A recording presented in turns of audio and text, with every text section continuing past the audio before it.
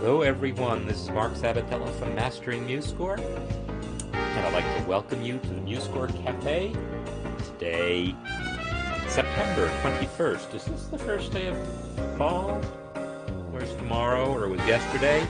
Y'all let me know. Anyhow, getting my other window up here. But this is my regular weekly series where we talk about making music with MuseScore, right? And this is my third Wednesday of the month special feature where we're going to just enter a single score into MuseScore. I mean, I'm not going to get the whole thing in, but I'm going to walk through my process of entering music and talk about all the things that come up in the course of this one score. And the piece we're going to look at is Beethoven's Sonata Pathétique, which is what we're using as our assignment for the project for the Music Engraving Workshop. So if you're not already participating in that, I highly encourage you to check it out. I suppose I could give you the link, right? Whoa. Um, wow. Okay. Yeah, I'm saying whoa because my computer is stuttering when I'm switching windows in the middle of the playback. I won't do that again then. But hello. Come back, chat. Come back. Uh,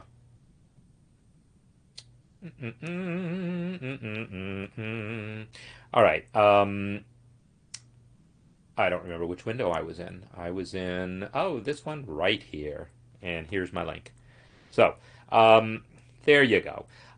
So, this is a challenge, and I actually looked. I mean, it's not a challenge like I'm challenging you, but I mean, the piece is challenging. And this is the piece here. Sonata Pathétique. And those of you who've been following this for a while may remember I worked on the first page of this in one of the earlier episodes in this series. And we got to encounter a lot of things just working on that first page. But one of the reasons why I came back to it, well, there's a number of reasons why I came back to it. But one of them is my wonderful wife, who is a pianist, also was practicing this and just working this chromatic scale, which is it's a tricky thing to get and get the timing of the chord to come with it and all. And it was wonderful. I've been loving hearing her practice this, so it had it on my mind. And then I was talking about it in terms of modulations and stuff, but also as kind of a matter of coincidence. We've been working through in the engraving workshop this book by Gerkens. I've already forgotten his first name. Um, but we've been working through this book on music engraving, and it's a little more than just music engraving. And the section that we had just gotten to this month was on repeats, and he's talking about tremolo. And that's what's going on here. And I wanted to pick a piece for a project where we'd get to enter some tremolo, and sure, and this just happened to be a piece on my mind at the time. So there you have it. So, what we're going to do is work on entering that section of the piece. All right. So I'm going to give you the link to just this piece. Can I do that from here? Can I do that from here? No, this is the PDF from my system. But this is from IMSLP. Let me jump over to where I have that page here and actually get the link this time and post the link to the score in case someone wants to play around with it. There's the link address, and paste that into the chat. So that's the link to just the score. Did it work? Did it work? I don't have it yet, so I'm going to check on my other system here. But seems like sometimes, oh, it showed up. Sometimes it's just a little slow showing up on my system is all. So, uh, uh, uh, uh. what am I doing? So now I want to start trying to enter this stuff. And I'm going to start right here on this section. And we're just going to see what's involved in entering this music. All right, that's my plan. So I will pop the MuseScore window back up over here and pop the chat up over here. And no, yes, Bob. I'm not sure, Bob, what you're responding to. Oh, me talking about the link showing up or not, perhaps. All right. Um, so what I'm going to do is this thing that I'm always kind of struggle with a little bit, which is how to see both MuseScore and a PDF at the same time. And the way I'm going to do it is what you just saw. I just dragged my window down so that I can see. But see this, all this business here, there's too much stuff going on here, too many toolbars.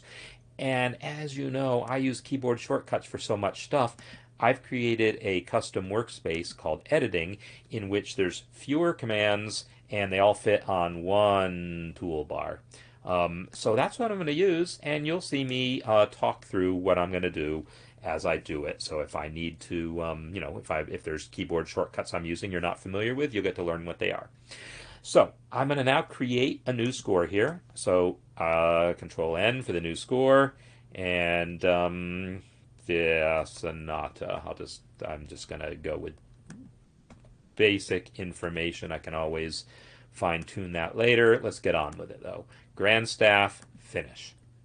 That's all I do.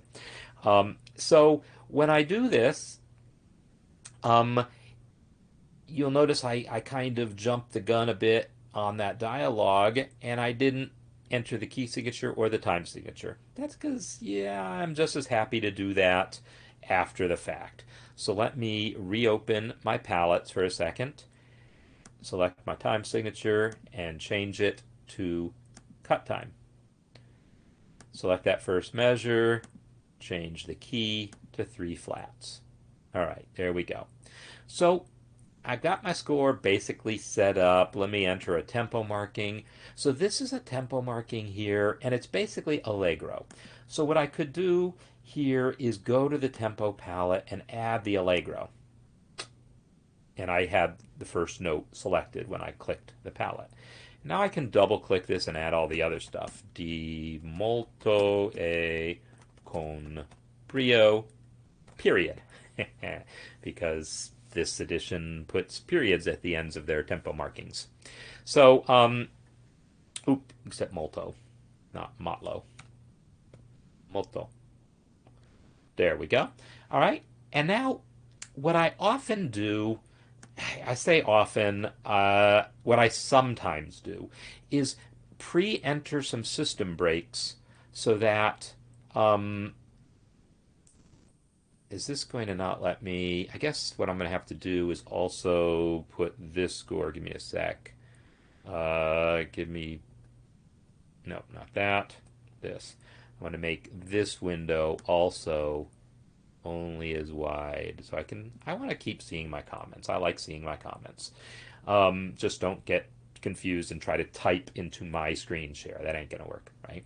Okay, so what I want to do is count some measures. 1, 2, 3, 4, 5, 6, 7 measures, and then a line break. 1, 2, 3, 4, 5, 6, 7 measures, then my line break. So that I'm entering it the same way it was originally. Then 4 and 3, 7 more measures. 1, 2, 3, 4, 5, 6, 7, and then my line break. So that's sometimes a help to me if I'm entering notes to be able to, basically do it the same way that it was. I don't always do that, but yeah, it helps me keep my place sometimes. So what I'm going to do is get rid of the palettes again, and now I'm just going to start entering some notes and see what happens. There's all sorts of things I could do right now, like we know this is not really the beginning of the piece, right? So I could insert more measures at the beginning and so forth, but I'm not going to worry about that right now, all right? So, because all that stuff you can fix later. So I'm going to start entering some notes. So N for note input mode, and then 6, hey, where's my, oh, you know what's happening? It doesn't log my keystrokes when my window is small like this. That's what I've noticed before. And if I move it up to the top of the screen, that works a little better. So that's what I got to do. All right. So here we go.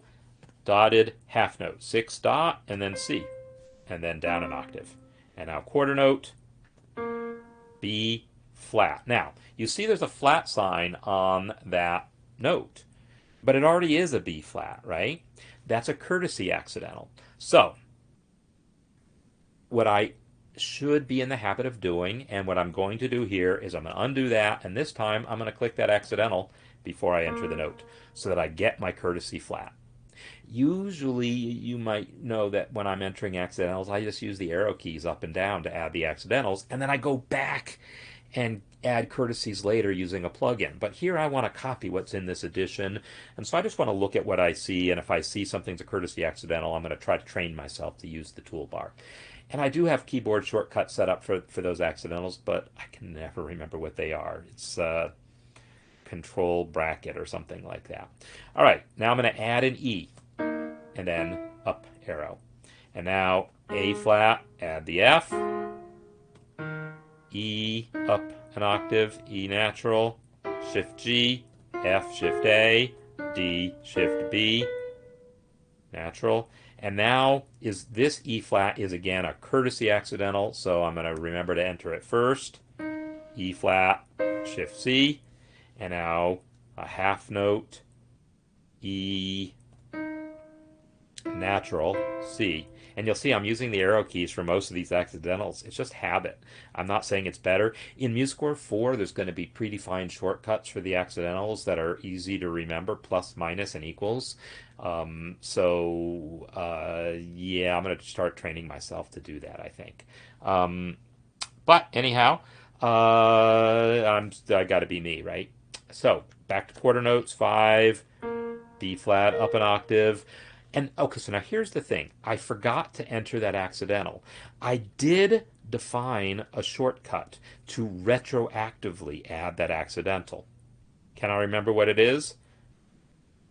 Tick left bracket. Ha! There we go. Tick left bracket. It's a shortcut that I've defined for the add flat retroactively command. So I'm going to maybe start using that a little more here. E and then A flat, F, E up an octave, up a step, G, F, A flat, D, B. So you see how fast I'm just entering these notes. I'm just kind of typing them in, right? If I was even smarter, no, it's not smarter. I can type faster than I can think sometimes. But this second measure I know is the same as that fourth measure. So I could have copied and pasted that measure, the second measure, to the fourth measure, and then shifted it up an octave and maybe saved a couple keystrokes, but it would have interrupted my flow. Not worth it. All right, now 6 for the half notes. C, E flat, and I need to add that courtesy, so tick left bracket, G, C, and then G, B, F, G, and then G, C, E flat, and then F, A flat, D. And now we have a two-voice situation, right? So I'm going to enter the E flat and C whole notes, so 7, E flat, C. And now I'll go back. I just hit the right arrow, left arrow to move my cursor back. Control Alt 2 for voice 2. And I see I got a G and an F sharp. And then I don't need voice 2 in the next measure. So, all right, I'm done with the top staff entry of notes. Now, there's a choice here. I could either think about articulations next, think about fingerings next, think about dynamics next, or think about the bottom staff next. Yeah, 6 to 1, half dozen the other. Doesn't really matter what order you do these things in. I'm going to go ahead and just do notes, all right? Because I want to get to those tremolos. So this edition of this piece uses this notation where in the first measure they write out the eighth notes. Then after that, they used the tremolo notation. And this was great for me when I was learning this piece. I mean, I had a teacher who, hit me to this, as we say in the jazz world. Um, she would have told me this is what was going on. But I think logically you kind of figure it out. If you see it notated with the eighth notes first, and then you see this funny looking thing, some part of you goes, oh, it probably means the same thing. It's just a quicker way of writing it. And that's what it is. So not all editions do that. Some editions just go straight to the tremolo notation and just expect you to know. But this edition, the Peters edition, is what I learned it from, I'm pretty sure. C down an octave, C up an octave. All right, so now already I could see that I'm going to have to hit that control arrow a lot. So I'm just going to leave right now, hit escape, and then shift left arrow. So I've got both of those selected, and then R to repeat it, R to repeat it, R to repeat it. All right, so now I've entered that first measure. Now let's move on and go to that tremolo. The way we're going to enter tremolo, this I'm going to slow down and talk through, because if you've never entered tremolo before, it's kind of weird. Tremolo is weird. I mean, if you look at this, I mean, this is a strange notation, right? These look like eighth notes, but they have half note note heads. And yet there's four of them as if there were quarter notes, because normally quarter notes is what would four of them would fill a bar. So they don't look anything like quarter notes. They got a half note head, they got eighth note beams, and yet they behave as quarter notes because there's four of them in the bar. It's a weird thing about tremolo. And so the way you do it in MuseScore is you go with that last thing. You go with how many of them are there, what rhythm would I need to select to get that. I want to get four of these notes into the bar. I know quarter notes will do that for me. So humor me here. I'm going to select quarter note notation, enter the low C, and then the high C, and then the low C, and then the high C. All right? Now you look at this and say, hey, that doesn't look right at all. This doesn't look like it's supposed to look. Not to worry. I'm going to open the palettes now with F9 and go to the Tremolos palette. And there's actually three different kinds of tremolos here. There's the stroke through the stem kind. By the way, just wanted to make sure that my sound was coming through here. Just because I haven't seen any chat activity lately, and just want to make sure people are still with me. But, I see lots of people here, so that's a good sign. All right, so there's three kinds of tremolo here. The first kind you see have a stem through them. This is the kind where it's one note repeated. Da da da da da. Those are eighth notes. Da da da da da da. Those are sixteenths. Da da da da da. Those are 32nds. Those are 64ths. Realistically, anything from 32nd on is typically treated by musicians as just play as fast as you can. And typically you see it on violin. It just means you shake your bow like that. The Z is a special one used for drums, especially called a buzz roll. And MuseScore doesn't play that back unless you have the special MuseScore drumline extension. It plays these other ones back. But the buzz roll one is specific for drums. And it's a specific type of roll because you also use these other ordinary tremolo cymbals for drum rolls often. But the buzz roll specifically gets the Z. What we want is none of those. We want these guys that don't have the stem through them. And if I hover my mouse over it and my computer cooperates, you'll see the tooltip shows up and says eighth between notes. That's what I want, right? I have a single bar here connecting those. So what I'm going to do is select that first C and then pick the eighth between notes. And you'll see what it did. Let me undo that, and so you can watch a little more closely. Look at these two quarter notes. Keep your eye on those quarter notes. Well, actually, watch me go over to the palette. I'm going to click this eighth between notes, but don't watch me click it. Watch those two notes. All right, you ready? 1, 2, 3, click. And, well, you'll see what happened. The quarter notes turned into half note note heads, and it grew that beam. So that, by entering them as quarter notes, because yes, there are four of them in the measure, I entered them as quarter notes, but when you add the tremolo, it automatically doubles their note value. And that's just the convention for how we're going to enter our tremolos here. Now, if you're looking at this, you'll say, hey, this doesn't look exactly right. Well, that's because this style of tremolo, where this beam kind of connects the notes but not fully, that is the more modern style of tremolo. And it's the style that is maybe most familiar on instruments other than piano and in situations other than this specific case of eighth notes. Basically, we're trying to just indicate eighth notes.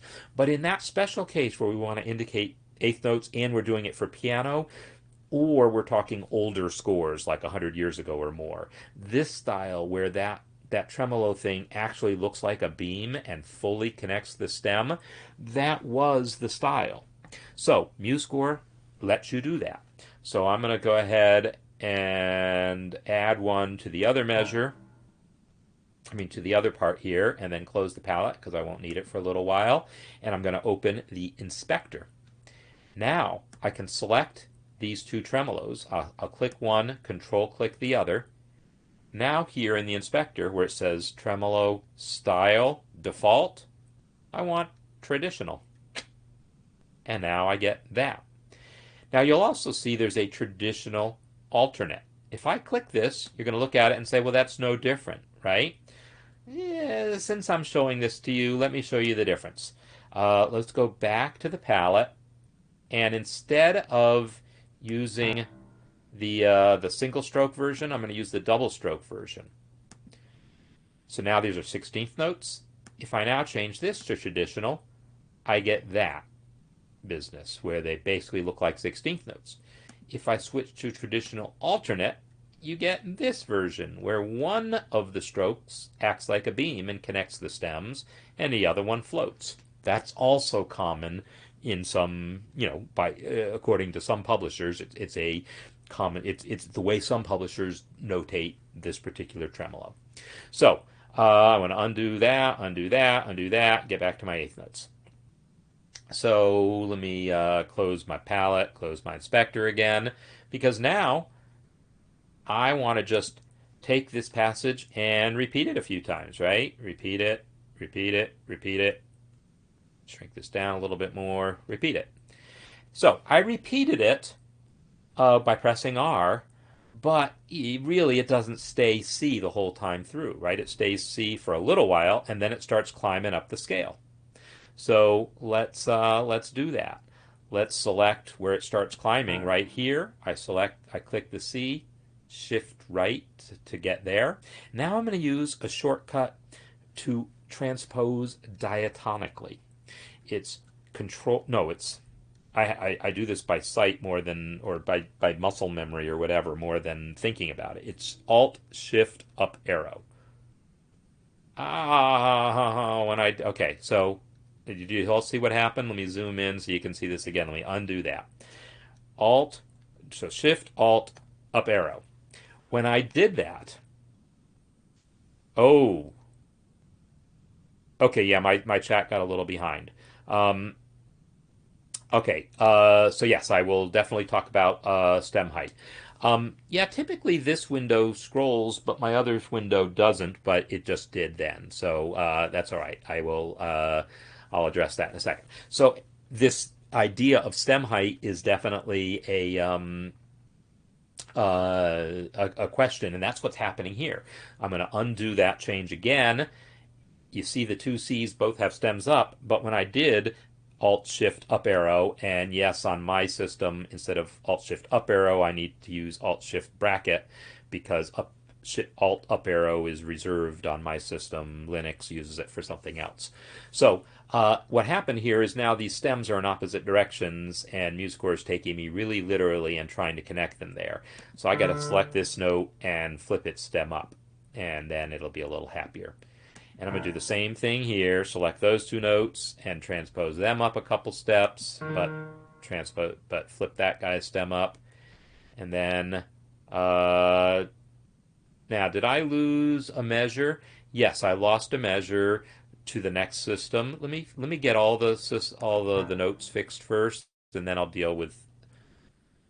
So this is a F, and then flip it up, and then let me just repeat that measure and shift the whole thing up 2 steps. Boom, boom.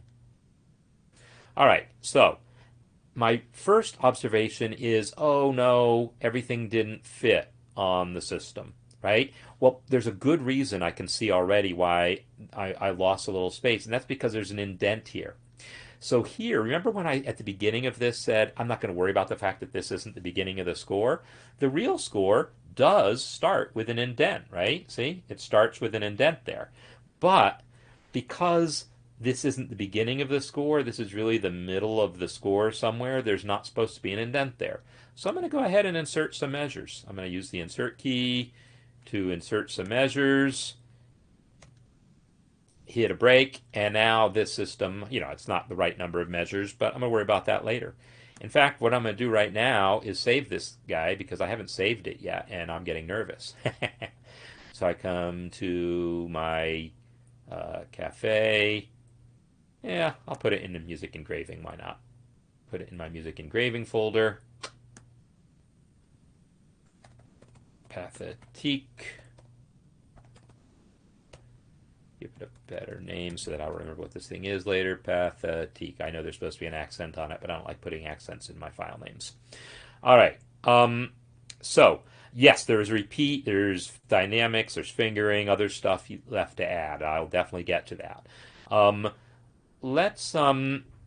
let's deal with the stem length. So the thing is, stem lengths are like a personal decision. There's a lot of leeway in how long stems should be when you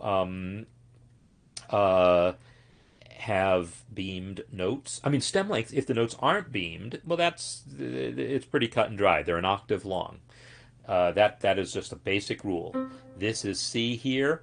The stem ends at the location of a C an octave higher. So if you didn't know that, now you do. Stems are an octave long by default. Something we learned in the Music Engraving Workshop a few weeks ago.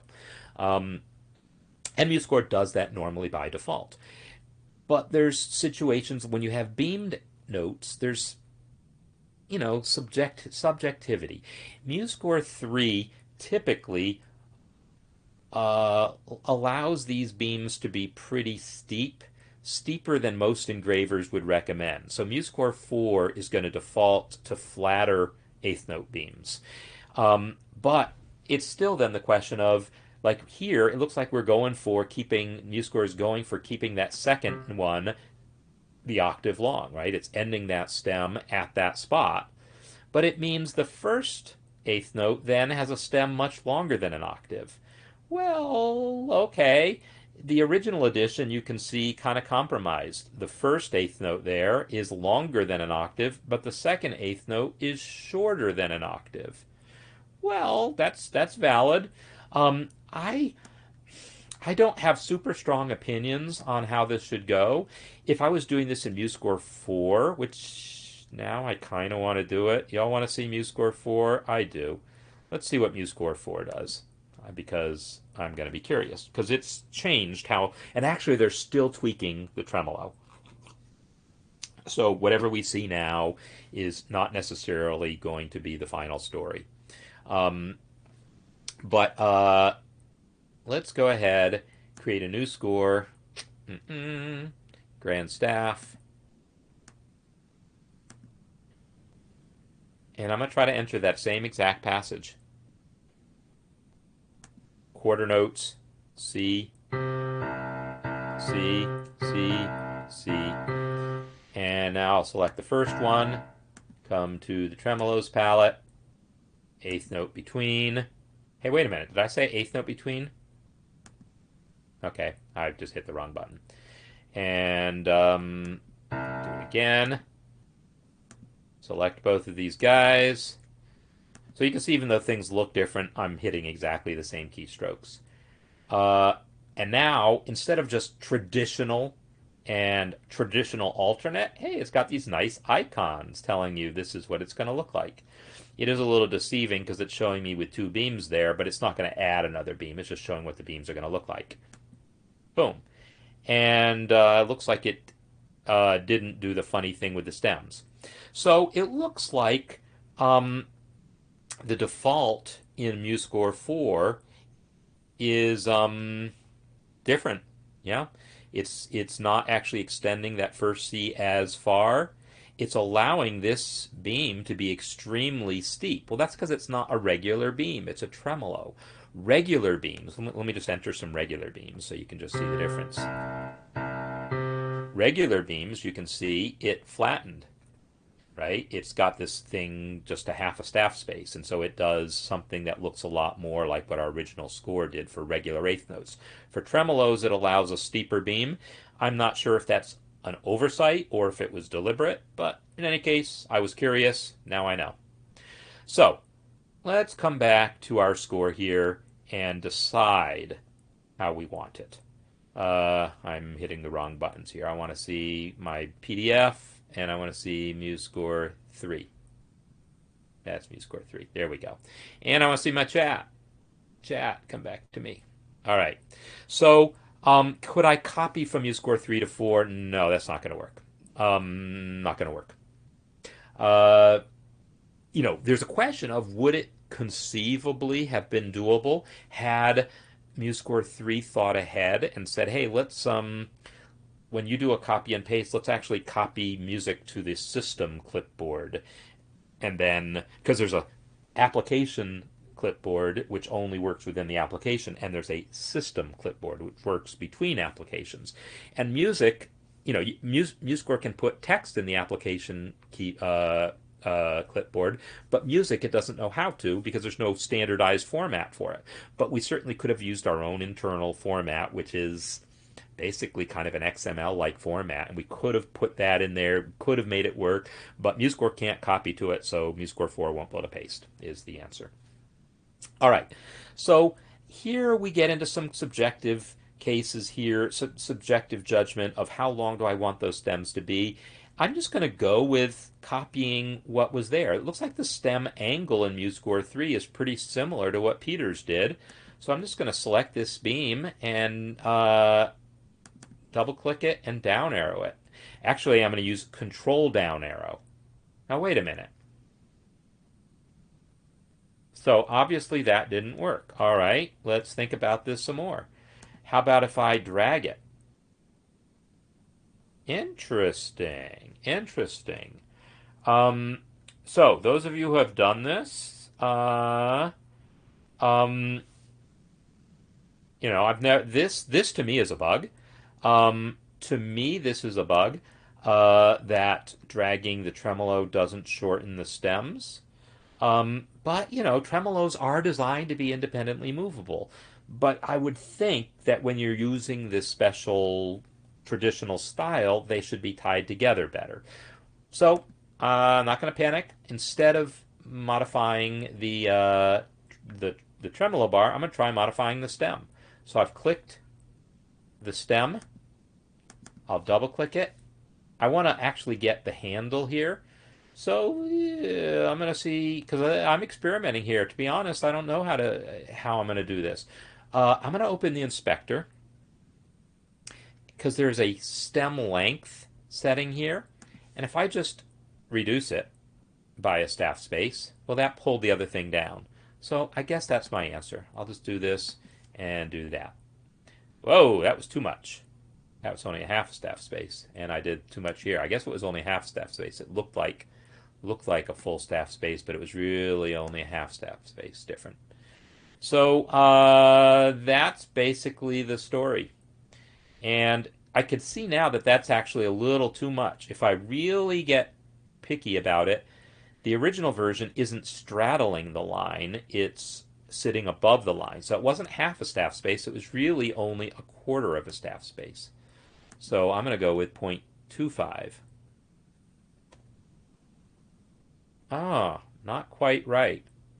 Now that surprised me because I would have thought that would have put it right on the line, but apparently not. Is it 0.375? Well, that's actually, I would be really curious because, okay, let me tell you the rule here. The rule is beams are supposed to either straddle a line or um, they can sit directly on top of a line like this one does.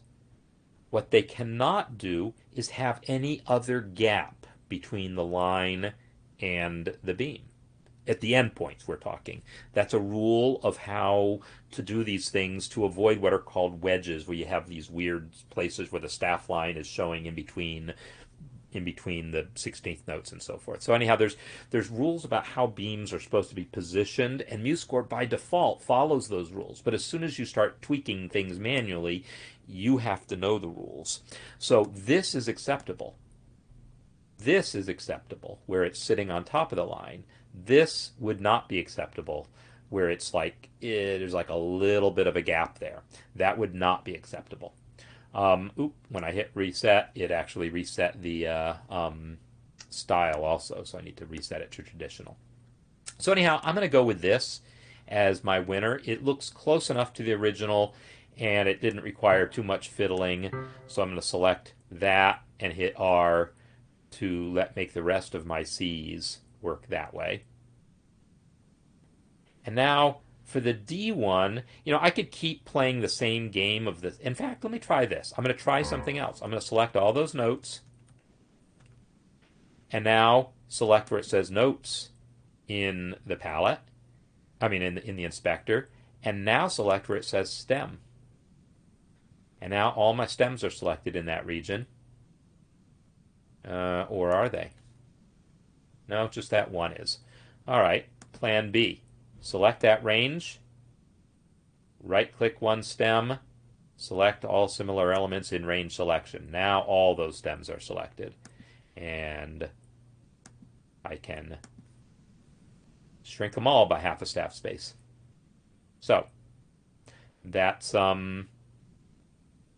that's pretty darn close to what was there in the original. So I'm going to go with it. All right. So what else can I do now? Well, let me close the inspector. And since the repeat was mentioned, let's add that. So I'll open my palette again, F9, and come to the repeats palette and start repeat. All right, let's get some dynamics in here. Select that, enter my P. Under the E is an SF. And then I have a crescendo line that just goes that's weird. This crescendo line doesn't end anywhere, right? He just shows it crescendoing, and then the editor did not put in an end dynamic or indicate how to get back down to P, right? He didn't say gradually come down to P or subito P. So as an editor, I take issue with Peters here. This is kind of unclear. It doesn't let you know when to stop crescendoing. It doesn't let you know how suddenly to come back down to P. It's not as clear as it could be. Now, as soon as I added that repeat, it unfortunately made this take too much space here. So there's a number of ways I could solve that, and I have a feeling I'm going to be fighting this constantly. So I'm just going to make my job easier.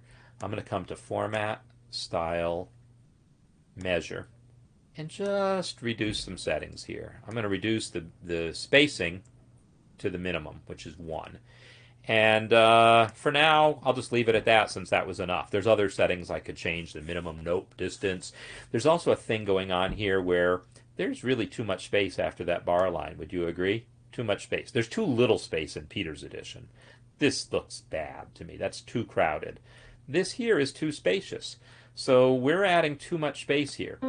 Currently, if I wanted to reduce that space, I actually can in the inspector. I'm told that this doesn't work so well in MuseScore 4, but if I reduce the leading space, adjusts not just the position of that note, but that whole vertical slice. So it moves that whole slice closer. So there you go. So that's that looks pretty good. So what do I need is a crescendo starting from starts from the half notes and extends for 3 measures. Come to the lines palette. That crescendo line has moved to the dynamics palette from MuseScore 4, by the way. And I add the crescendo line right here. Now I got my crescendo line. All right, let's get some articulations in next. It basically looks like all these notes, even these half notes, have staccato dots. Now, what the heck does that mean? A half note with a staccato dot. That's weird. That is just weird. But I'm going to go with it. Select all of those notes, press Shift S. Let me think about that. Shift S adds staccato, S adds a slur. So Shift S now added a staccato dot to all of those notes, but this guy here, the sforzando note, is not supposed to have it. So I will just select that note and press Shift S again, which toggles it back off. Because, yeah, all the rest of the notes in that passage up until the whole note have the staccato dot. Yeah, that's weird. That is just weird. All right. So we're getting there, right? I need to get fingerings in next. So let's get some fingerings in. And let me just check the other window where the full version of the chat is, just to make sure I'm not missing anything else. Nope, doesn't like it. My picture and that. All right, good. So, I'm missing fingerings. So I'm going to show you how to enter fingerings quickly. To get started on the process, you can actually go to Add Text Fingering. Fingering. I have a shortcut defined for it. Control Alt F. Oh, there's a different one after the crescendo. The dotted line isn't quite the same. Oh, you're right. I'll show you that in a second here, but let me do the fingerings. So I used to get to fingerings. I went to Add Text Fingering. Now I can start typing, and unfortunately I can't because I clicked somewhere else. So 2. All right. So the original has 2, 1, but it has that curved line over it. That means you put your second finger down and then switch to your thumb surreptitiously before moving on to the next note. That's a thing, and I'm going to show you how to get that. You can either press F2 or click this button right here at the bottom of the window to open the Special Characters palette. And here is that character. And then I can now type my 1. So that is a version of that character. Is it the right version of it? Well, let's look at it. It's not looking very good, is it? It's a little not tall enough. That's a drag. I'm not sure, to be honest, if there's another version of that symbol in that palette, and maybe someone else can tell me if you've experienced it. This time I used F2. Is there another version of that? It's certainly not in here. But let me come to where it says musical symbols and look and see if there's anything under fingering. Is there any special symbols in here? How about this guy? How about that fingering symbol? Is that going to look any different? Man, that's tiny. No, that's the same thing but worse. So what I'm going to do is cheat. I'm going to select that symbol and just make it bigger. Actually, it's possible if I look under Unicode symbols far enough and hunt through all these things, I might eventually find the right version of that symbol that's positioned a little higher. But what I'm going to do instead is select that symbol and use the toolbar here. I'm going to try just making it bigger.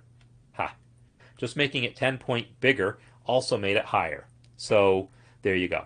So the thing is, there is no inspector adjustment for individual characters other than the size, right? You can't change the offset of individual characters. What I could do is go back and enter that as a separate text, right? I could put two fingering elements on that note and then change the position of one of them. But that feels messy to me, fiddling with multiple things and trying to line them up perfectly. If this hadn't worked as well as it did, I would totally do what you're suggesting there, Dave. But as it is, um, I'm rather happier with what I just did here, just making it bigger, and that kind of made it taller as it was. The other possibility, if that hadn't worked, would have been to superscript it, right? And then make it bigger, right? I could play all sorts of games and try to finagle that sign, but maybe someone else has figured out a better method, and you could tell me. But anyhow, what I can do now is just come back into here, press space, and it moves on automatically to the next note. It's just like entering lyrics. Once you're entering fingerings, just press space to move to the next note. And now I can enter these fingerings, and I can do it with space, like I'll enter the 4 space 2. And it did the right thing.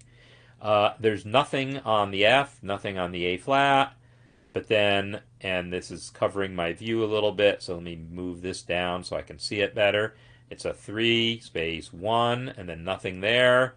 4, nothing there, nothing there, nothing there.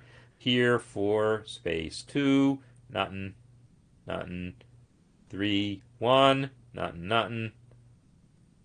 4, and then a 4 on the half note. And I don't know if it was going to go to voice 2 or not, but I'm going to just force the issue. My shortcut was Shift-Alt-F, right? Or was it Control-Alt-F? Control-Alt-F. I'll enter my 3 and my 2. All right. So one thing we can see is that the collision avoidance isn't working so well for fingering with the staccato dots, which actually surprises me. I remember that there were some things that didn't work so well, but that's apparently one of them. So I'm going to have to manually push these guys up. Actually, here's an important trick. I'm going to only do this with the bottom one. The bottom one will automatically push the top one up. So Control up arrow and then down arrow a few notches if I want. Control up arrow moves it a full staff space, and I can just do this as often as I want. Control up arrow. And these guys, you can see that the original editor kind of finagled the position of these a little bit also. Although I'm not a big dragger. No, I don't need to drag. I'm just going to Control arrow this guy. And notice he's got his fingering kind of overlapping the line. Sure, why not? Something like that. And I'll leave that guy where it is. So that's pretty decent here. Numbers are shorter. Yeah, so these are definitely fatter numbers. I don't know if they're shorter. Because are there any that totally sit within a staff? See, if you look at this 2 here, you can kind of tell that 2 occupies a full staff space.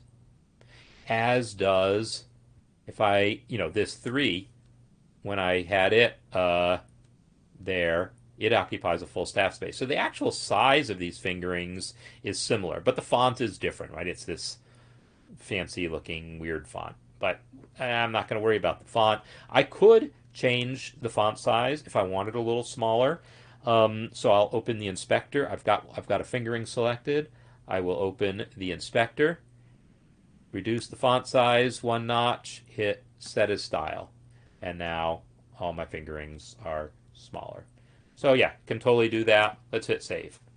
So Dave's observation is a good one here, that the original crescendo marking had widely spaced dashes, not these closely spaced dashes. So yeah, we can do that. Let's open the inspector again, select my crescendo marking, and here under line style, notice it says custom dashed. That's the default style for this particular line style. And here you can select both the length and the width of the gaps, the length of the line and the width of the gaps. But before I do that, I just want to see if any of these other ones actually work better. What does plain dashed look like? Plain dashed looks worse. I mean, not worse, but just worse in terms of imitating the original. Dotted is clearly not right either. So yeah, no, I definitely want the custom dash. I just want um, wider gaps. So let's start turning this up until the gaps look about right. 20. Wow, is that the maximum? Yeah, I guess you can't go any more than 20. Yeah, all right. 20 is the widest. Not sure why. But at least it's a lot closer to the original. Um, that's, obviously a pretty subjective decision how widely spaced you want your dashes to be on dashed lines. But I will say there is some advantage to having them more widely spaced because it just is less clutter on the page, frankly. If there's any doubt about the clarity of it, then by all means space them more. But I'm fine with that. For that matter, I'm fine with not having the dashes. But the thing that's weird for me about the dashes is the dashes stop at the end of that measure, right? It doesn't continue into the next measure. So it kind of makes me think that maybe I've reached maximum volume right here on this chord, on this diminished chord here. That I reached my maximum there, and then I either diminuendo to that P or the P happens subito, but it's not as clear as it should be. I would have preferred there to be a dynamic marking there to make it really clear that that's where the maximum is, or put the maximum on the G chord, which I think is maybe more appropriate, and then a subito on the P. You wouldn't need to put the subito on the P; it would be understood. But right now, because of the ambiguity, I'm just not liking what I'm seeing. But whatever. My job right now is just copying this thing. My job as an engraver is copy. My job as an editor is make intelligent decisions. Measure 2 as an error? Okay. Let me find it. Let me find it. Measure 2. Oh, I see it. So my fingering's in the wrong spot, so I will control exit, come over here, control V it. Thank you. Is that the error? If there's another one, let me know. Measure 3? Measure 3. Ooh, ooh, ooh, ooh. What is my error in measure 3? Measure 3 error?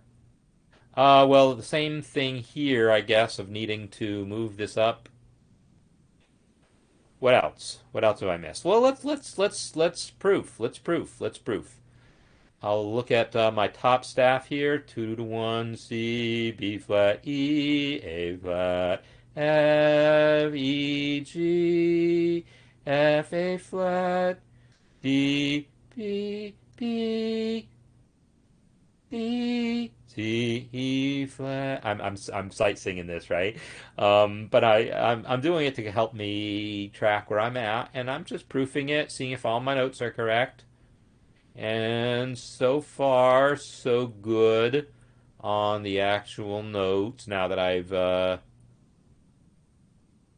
yeah, I didn't have any wrong notes, I think. Fingering wise, 2 to 1, 4 2, 3 1, 4, 4 2, 3 1, 4, 4, 3 2. Bottom staff, all C's up until I start climbing. C, D, E flat, F, G, A flat, and then F sharp, G. I have no idea if I'm in the right key. G, not even close. C. All right. So sorry for anyone with perfect pitch. So time signature. Oh, the thing is, so here's the deal. Good call. I had added that time signature, but then remember I inserted measures. And then the time signature went to the beginning of the score. But the deal is the original score doesn't start in cut time, it starts in common time. So yeah, I do need that cut time change. So absolutely. So let's make that fix. Let's go to the palette, change the original measure to I always I cut and common time signatures, I don't use them myself. So whenever I go to copy them, I instinctively look at clefs, I think, because it looks like a bass clef to me. So I keep going to the clefs palette instead of the time signature palette to add that symbol. All right, so now I'll select this one and go to cut time. And in doing that, I lost my repeat bar, but I can add that back. Bar lines disappear when you change time signatures because it thinks that, hey, that time signature changed, that probably changed all your bar lines, even though this one didn't, but it's not quite smart enough to realize that. So I need to come back to my repeats and add back my start repeat. And seems like there was something else I was about to do. That a leading space adjustment I may have also lost. That's what I was looking at. Did I lose my leading space adjustment? Yes, I did. So,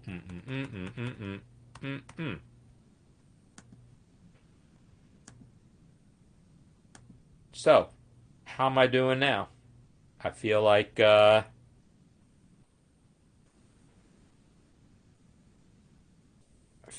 maybe I now have the other thing is when I made some adjustment or other, I lost my line break. Oh, that was the time signature caused me to lose my line break. So I've now re-added my line break. Let me resave, and I think I got that. Oh, there's a fingering, one little stray fingering down here. Control Alt F4. Y'all tell me, am I missing anything else? So this repeat bar is closer to the time signature than theirs is. I'm not going to sweat that so much. I mean, there are style settings I could play with. I could come to format style and look at, is there a setting for clef to bar line? Clef to bar line different distance right here. Oh, but it's not for repeat bar lines. It's only for clefs, like clef changes. So I can't use that one. How about system? Nah, this is like just one of those weird ones where if I wanted to adjust that, I probably will need to use leading space adjustment. But I'm not interested in copying every last spacing detail of the original. I did like getting the stem lengths a little closer to this because I did think they were kind of long in the original. But other than that, this is looking pretty good to me. So what do y'all think? I say I'm done. I mean, obviously I'm not done with the whole piece, but the thing is, you move on and it's just more of the same. Oh, there's a slur, there's a slur, there's a slur. So let's get the slur. Let's just enter a couple more notes so I can get the slur. So in the next measure here, half notes, E flat, A natural C, D, F, and then the oh, that was the wrong shortcut. I gave my reapply palette element shortcut rather than the add natural shortcut. I have a shortcut to reapply the last palette element, so I added another repeat bar. And then quarter note, C, E flat, C. And now I have a place I can add my slur. So my slurs here, you'll notice this edition puts slurs on both the top and bottom note of the chord, which is really weird. Oh, is this one tied? So there's a tie and a slur. Okay, that's good to know. So the C is tied. The E flat is tied into that next one, and the E flat is tied, and the original editor forced that slur down, which seems like a good idea. And now I need my slur also from the top C to that C. Oh, except when you have multiple voices, I always recommend control clicking the first and last note so it doesn't try to add a slur in both voices. So now I have that first system as done as it needs to be. This measure numbering here, this original edition you can see doesn't have any measure numbers, so if I wanted to copy that, I would come to Format, Style, Measure Numbers, and uncheck them. Bye-bye measure numbers. if you want to copy that. So there you go. That's entering some piano music. Oh, can we hear it? Of course we can hear it. Let's hear it. That'll be fun, right?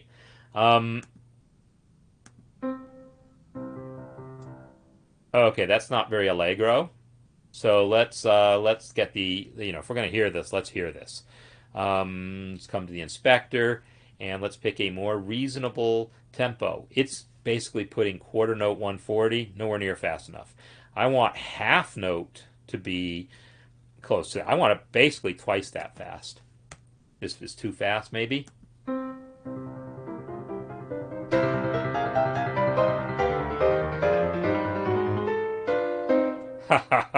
Yeah, that's not actually too fast. That's pretty good tempo. Now, the one thing is, let me show you one last thing. The sforzando, it did not bring the volume all the way back down. MuseScore is not smart enough to bring the volume all the way back down to piano.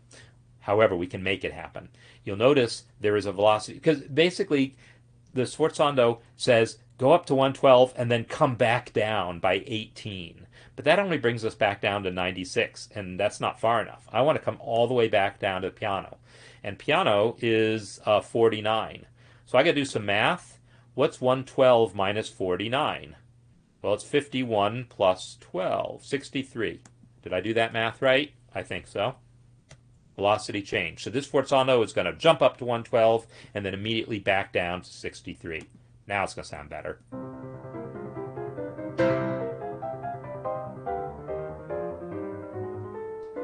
And it didn't crescendo any particular volume noticeably because because there's no dynamic marking here.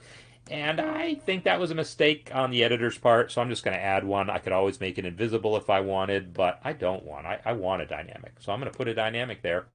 By gosh, I'm just going to call it forte. And now we'll hear the crescendo. Right? And Peter's observed that the slur is now crashing into that fingering. I could move, or it's a tie actually, but I think I'm gonna move the fingering. The original really look how short they made that. Oh yeah, they actually put it on the staff, and look how short they made that stem. That's kind of weird, but there was no need for that. But I'm gonna call this pretty good. Yeah, that looks about right. All right, there we go. So, I'm going to hear it one more time because it's so fun to hear this stuff. Let's get rid of the palette, get rid of the inspector, so we can hear this thing and see it in full glory.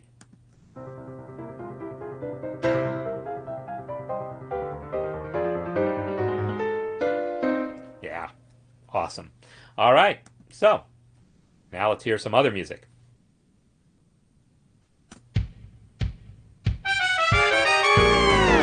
All right. Well, I hope you have enjoyed this session of the MuseScore Café, where I entered 7 measures of sonata pathétique. And no, it wouldn't normally take me an hour to enter 7 measures. It's because I'm, talking my process and experimenting as I go. But the cool thing is, everything I just learned about these things now, I can reapply, like what I needed to do to get the stem lengths right on the tremolos, and all this stuff is all things that then the next 7 measures that I enter, which are very similar, will go a lot faster, and then they'll be copy and paste. So anyhow, come back for more next week. I don't know what we'll be talking about next week, so I'm not going to make any promises, but I will say that at some point soon we'll be looking again at MuseScore 4, because there will be more to look at.